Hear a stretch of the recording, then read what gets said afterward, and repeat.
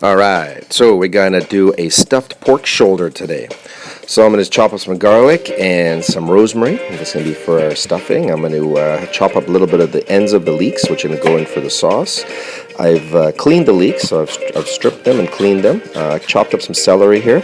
Now I got my pork shoulder. I got the butcher to bone it for me and to butterfly it. Butterflying it means just adds a couple slices so it's easy to open up.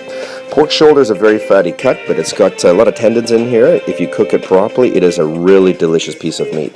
Now I'm trimming off some excess fat inside the roast because it is a very fatty cut. You're not going to get all the fat out. Fat is that flavor, but any big chunks of fat I'm going to take out. So when you slice the roast, you're not getting these big pieces of fat in your slice because nobody really likes that. So we trim off any excess pieces of fat, big chunks, just give it a bit of a carve here and a carve there. And then what I'm going to do is get some rosemary and some garlic. I'm in a bit of seasoning. I'm going to sprinkle all around. I'll put sun-dried tomatoes and some leeks. Now I'm going to roll it up. With the shoulder here, there's going to be a little piece in the end you can kind of push in to block up the end part, just like that. We just jam that right in there. And then we're going to truss the roast. To roll it all up, stick it all in there. It's got to be nice and tight as you can. I get a piece of string. I got some butcher string. I just asked my butcher for a little extra piece. He just gave it up to me. It's not a problem. They often do that. It's nicely trussed. Now I got about 2 o'clock. We started preheating the pan. Water beads. Get it right in there. I'm going to brown this on all sides for about 20 to 25 minutes. Just want it nicely browned. I have it on just over a medium heat. Don't want it too hot because you don't want it to burn. So it's browning nicely. Now in a bowl I've got some cracked black peppers, some spicy seasoning, some cumin. I've mixed fresh garlic and fresh rosemary. So into the pan I've added some leeks and the celery that we chopped up. We're going to season it up. I'm going to add half a bottle of white wine. Now the pot's nice and hot. As soon as the wine goes in, it starts to deglaze almost instantly. So it's deglazed quite fast.